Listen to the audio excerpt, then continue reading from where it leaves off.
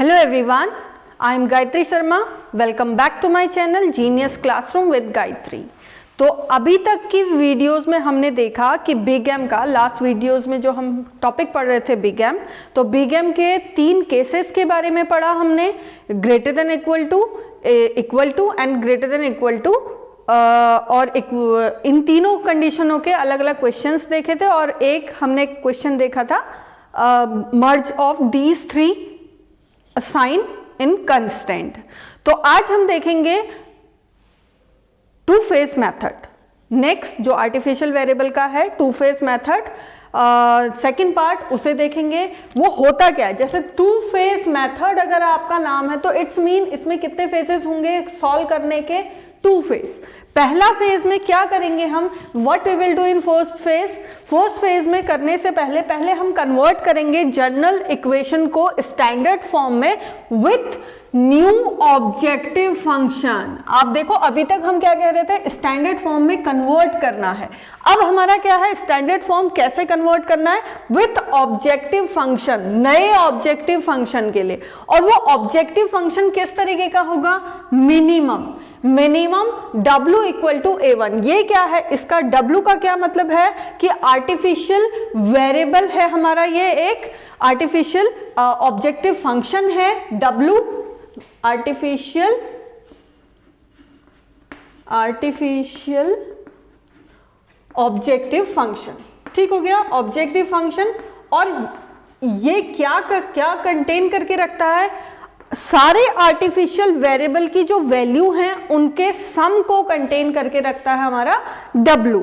Okay, now इसके बाद convert करने के बाद हम नेक्स्ट करते हैं फेज 1 में आते हैं। और फेज 1 का काम है एलिमिनेट कर देना आपके जितने भी आर्टिफिशियल वेरिएबल होते हैं।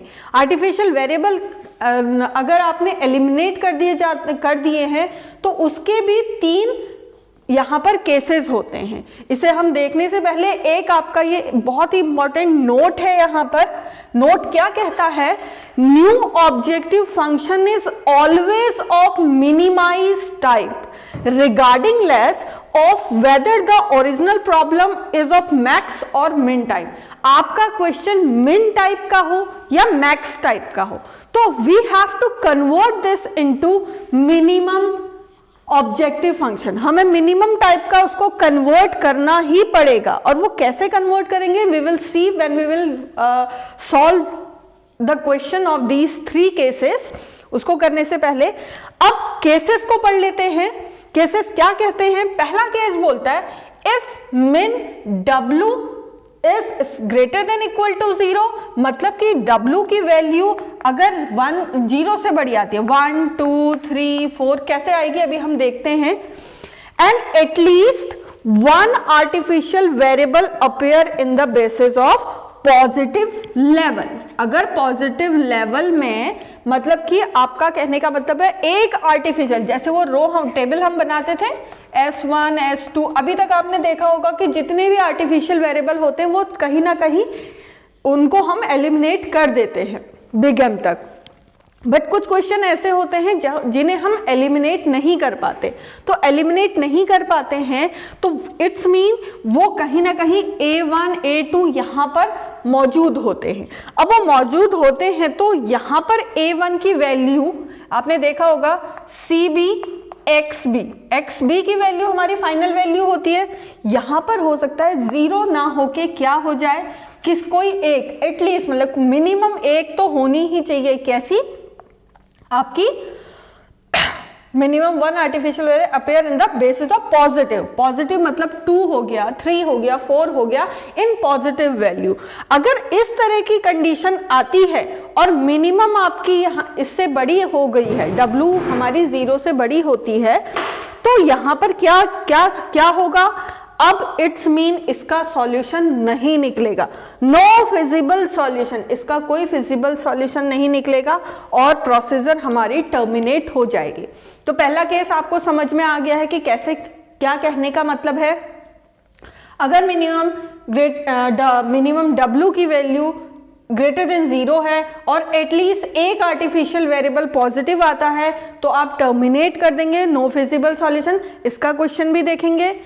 नाउ सेकेंड केस क्या कहता है, if min w equal to 0, अगर w जो हमारा ये sum of all the artificial variable आपका 0 आता है और no artificial variable appear in the basis, और यहां पर कोई भी आर्टिफिशियल वेरिएबल अपेयर नहीं करता है, तो हम क्या करेंगे, हम we will go to phase second, phase second में चले जाएंगे। एंड केस 3 क्या कहता है, if minimum w equal to 0 and one और more artificial variable appear in the basis, अगर बेसिस में अपेयर करता है मतलब कि कोई एक या एक से ज्यादा आर्टिफिशियल वेरिएबल, इट्स मीन यहां पर एक या एक से ज्यादा आर्टिफिशियल वेरिएबल का मतलब है a1 a2, या तो एक होगा या ये होगा, बट इसकी जो वैल्यू है वो क्या कहती है, वो है 0।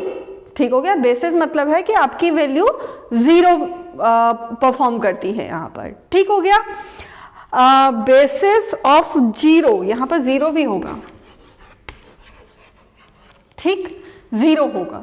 तो अगर ऐसा होता है तो then again you will go to the phase second, और फेज सेकेंड में जाने में क्या कहता है, फेज सेकेंड का इतना काम होता है, same as it is simplex method की तरह सॉल्व होता है, and you will find out optimal solution. और जो ऑप्टिमल आपकी ऑब्जेक्टिव फंक्शन होता है, उस ऑब्जेक्टिव फंक्शन में आप क्या करेंगे, नाउ जो भी आपका ओरिजिनल z होगा उस z की वैल्यू फाइंड आउट कर लेंगे। अब आप समझ गए होंगे कि हमने टू फेज मेथड की बात करी, तो हमने कहा कि केस 1 में क्या होता है, केस 2 में क्या होता है, केस 3 में क्या होता है, ये 0 लिखा है। ओके, अगर आपकी वैल्यू 0 होती है, मैंने आपको 3 के 3 आपको मोटा आइडिया यहाँ पर दे दिया है कि कैसे सॉल्व हो, कैसे क्वेश्चन का कहने का क्या मतलब है, केसेस का कहने का क्या मतलब है।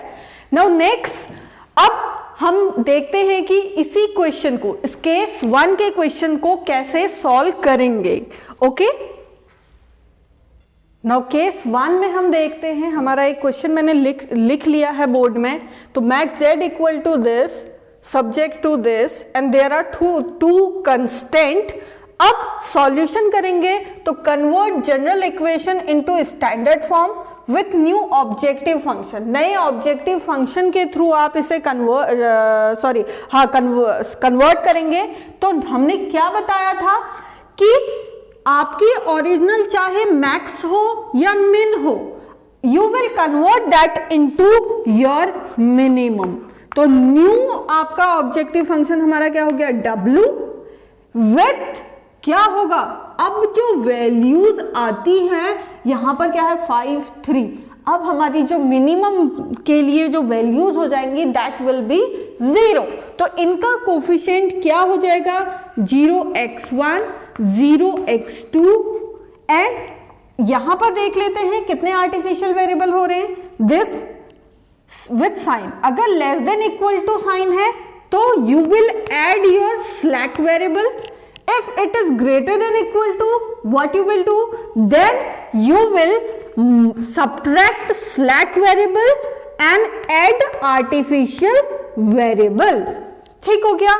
Now टेबल जनरेट कर लेते, अच्छा first we will write here objective function complete कर लेते हैं। तो कितने वेरिएबल आए हैं, 0s1 प्लस 0s2, एंड आपका a1 है, तो हमने बोला था कि आपका बिग एम और टू फेज में यही अंतर है कि आपका जो m की वैल्यू होगी उसका जो कोफिशिएंट होगा वो क्या होगा, वहां जैसे -1 -m या +m था, यहां पर इट विल बी ओनली 1। तो यहां पर क्या हो जाता है, आपका कोफिशिएंट आपका 1 रहा, तो वैल्यू इज a1। ओके, इन दोनों में से ओनली 1 आएगा ना। हमने क्या बोला है, जब आर्टिफिशियल वेरिएबल और स्लैक वेरिएबल दोनों होते हैं तो क्या होता है, ओनली एक ही आपका वेरिएबल आता है, वो भी आर्टिफिशियल वेरिएबल। तो a1 ये हो गया। Now what we will do, we will make table here, यहाँ पर टेबल बना लेते हैं एक।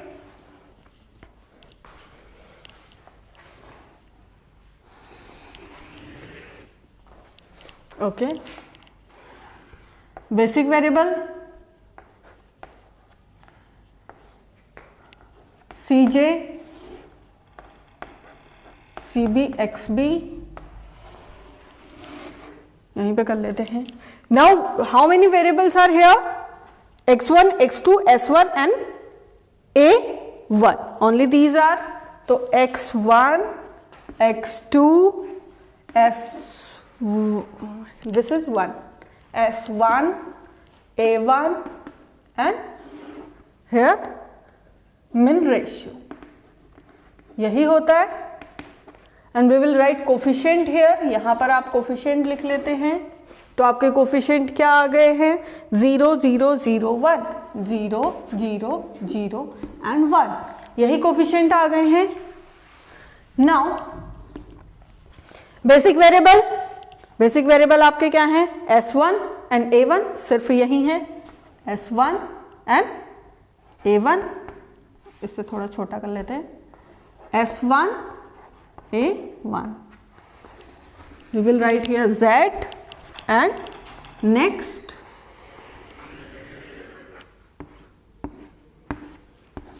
like. Now what is the value that is 0 and 1? यहां पर क्या वैल्यू आ गई? 0 और 1. और इनके कोफिशिएंट की क्या वैल्यू है? 1 and 6. ठीक हो गया. And we are doing it is in phase 1. आप यहां पर फेज 1 लिखेंगे. सॉरी मैं लिखा नहीं. This is phase 1. ठीक हो गया. यहां पर फेज 1 हो गया. फेज 1 में सॉल्यूशन हम फाइंड आउट कर रहे हैं. वैल्यू पुट करते हैं.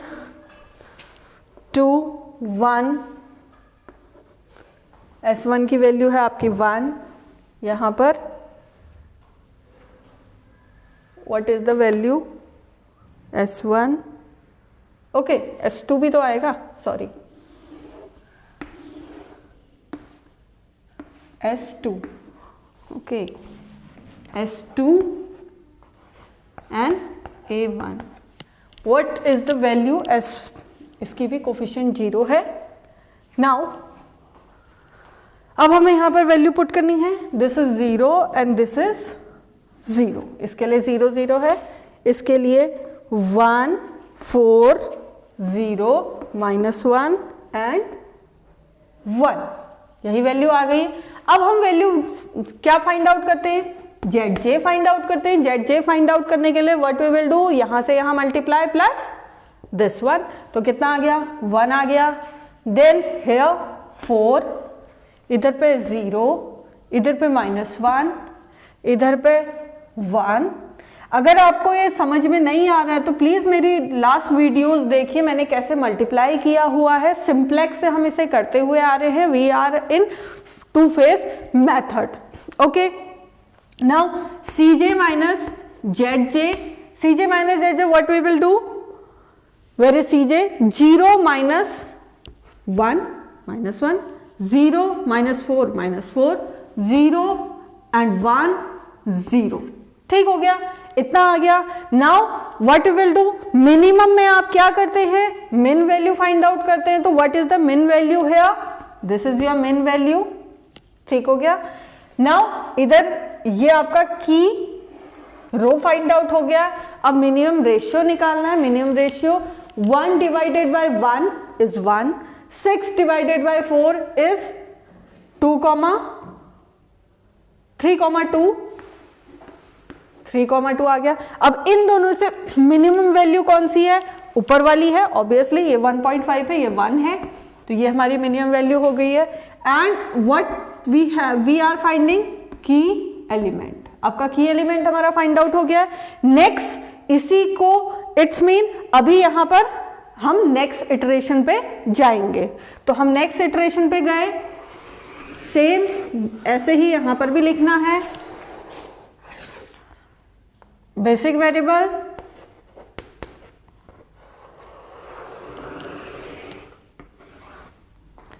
ये आज हमने पहले नहीं बनाई थी. ठीक है. CJ CB XB, इधर x1 अच्छा, replacement of which element, S1 element, S1 element का रिप्लेसमेंट होना है तो हम क्या करेंगे, S1 को किससे रिप्लेस कर देंगे, X2 से, और X2 की वैल्यू क्या है यहाँ पर 0 हो गई है, ठीक। नाउ X1 X2, तो हम यहां पर से क्या करेंगे, S1 को डिलीट कर देंगे। नाउ S2 एंड A1 और min ratio, okay. Now A1 ऐसे ही रहा, A1 की वैल्यू 1 है। Now what we will do, हम इसको क्या करना है, हमें इसे 1 बनाना है, इसे 0 बनाना है। अब 1 तो हमारे पास पहले से ही ऑलरेडी पड़ा है, तो इसको हम क्या करेंगे, हमें कुछ नहीं करना है, हम we can write operation here, but हमें कोई ऑपरेशन परफॉर्म नहीं करना है। तो कितना हो गया, R1 dash is equal to R1 divided by 1। अगर 1 से ही डिवाइड कर देंगे तो सारी की सारी वैल्यू ऐसे ही आ जाएगी, 1, S2 के लिए 0 0, यहां पर भी लिख लेते हैं 0 0, here S2 की वैल्यू 0, ये भी 0 होगा, सॉरी दिस वन इज 1, ठीक हो गया। नाउ इसे फाइंड आउट करने के लिए हमें एक ऑपरेशन परफॉर्म करना पड़ेगा, और वो ऑपरेशन क्या होगा, इसे हम मल्टीप्लाई कर देंगे आपके 4 से, तो ये 4 - 4 इज इक्वल टू 0।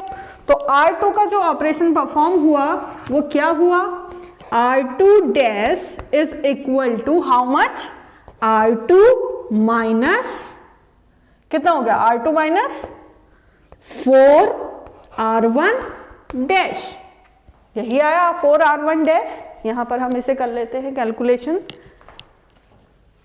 इसे डिवाइड कर लेते हैं क्योंकि अभी ये चाहिए हमको। Now R1, yes, R2 dash is equal to R2 minus 4 R1 dash, यही हुआ। R2 की वैल्यू क्या है यहां पर आपके 6 माइनस इधर 1 है तो 4, हाउ मच, 2, आपकी कितनी वैल्यू आ गई, 2 आ गई, 2 आ गई। नेक्स्ट इसे अच्छे से लिख लेते हैं, 2 आ गई।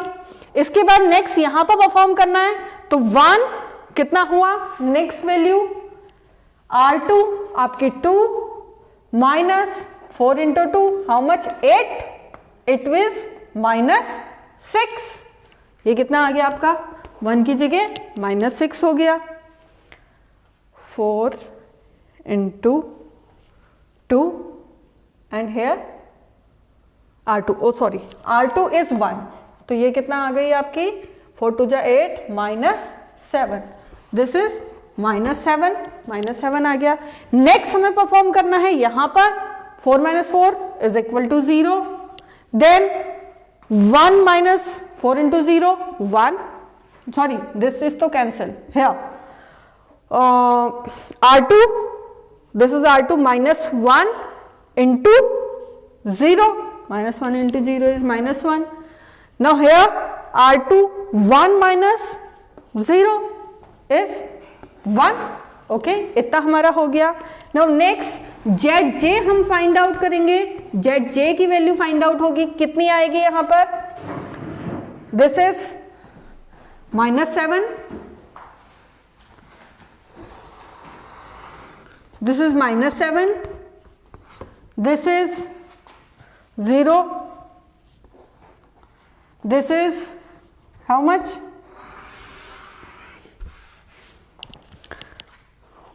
1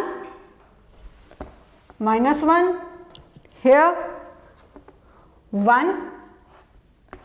अब ZJ भी हमारा निकल चुका है। Now we will find out CJ minus ZJ, CJ minus ZJ means 0 minus what, 7, तो कितना आ गया, माइनस माइनस प्लस, तो आपका 7 हो गया। 0 में से 0 गया, ये 1 आ गया, एंड 1 में से 1 माइनस हुआ, 0 आ गया। अब देखिए कंडीशन क्या कहती है, मिन की कंडीशन कहती है अगर CJ minus ZJ is greater than equal to आता है तो आप क्या करेंगे, ग्रेटर देन इक्वल टू आ रहा है यहां पर, देखिए ये 7 है, पॉजिटिव में है, ये 0 है, 0 आ रहा है, ये 1 पॉजिटिव एंड दिस, तो आपका हम अब परफॉर्म करना अभी स्टॉप कर देंगे जैसे सिंप्लेक्स में करते थे।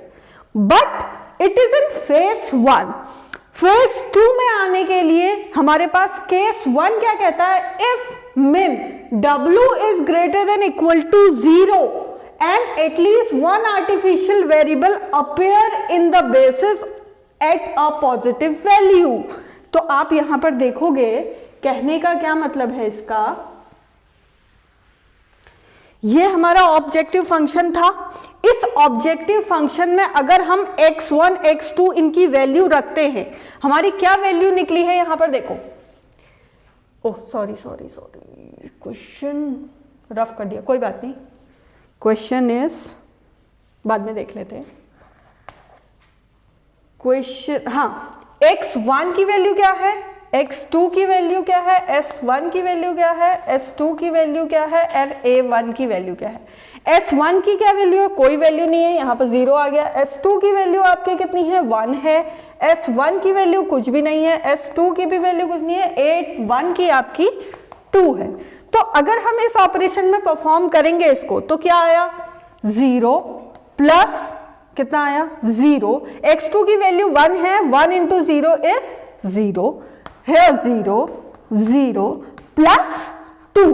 तो आपका W कितना आया है, W इक्वल टू 2 है। और कंडीशन क्या कहती है, if min is 2 is greater than 0, एक कंडीशन ट्रू हो गई, एंड एट लीस्ट 1, a1 क्या है आपका, पॉजिटिव वैल्यू। तो a1 की वैल्यू क्या है यहां पर, एक, एटलीस्ट 1, एक तो होना चाहिए पॉजिटिव लेवल पे। अगर पॉजिटिव लेवल पे होता है इसका वैल्यू, तो आप क्या करेंगे, you will terminate that process here and आपका इसका आंसर होगा नो फिजिबल सॉल्यूशन। तो इसका आंसर क्या आएगा, नो फिजिबल सॉल्यूशन, कोई फिजिबल सॉल्यूशन नहीं निकलेगा and we will terminate the process. आप फेज 2 में जाएंगे ही नहीं। फेज 2 में जाने के लिए नेक्स्ट 2 केसेस हैं, वो कैसे सॉल्व होंगे we will see in next video. और अभी आज आपने देखा कि सारे केसेस देखे 2 फेज के, एक क्वेश्चन भी देखा केस 1 का। नेक्स्ट वीडियो में केस 2 हम देखेंगे। और आज के लिए इतना ही इस वीडियो में। और आपको अगर ये इंफॉर्मेटिव वीडियो लग रही है तो प्लीज़ मेरे चैनल को लाइक करें, शेयर करें, सब्सक्राइब करें एंड कमेंट भी करें, तभी मुझे पता लगेगा कि हाँ कोई आपकी क्वेरी है कि नहीं है। तो अगर आप वहाँ पर क्वेरी लिखेंगे उस कमेंट सेक्शन में, तो मैं उसको सॉल्व करने की पूरी कोशिश करूँगी। Thank you.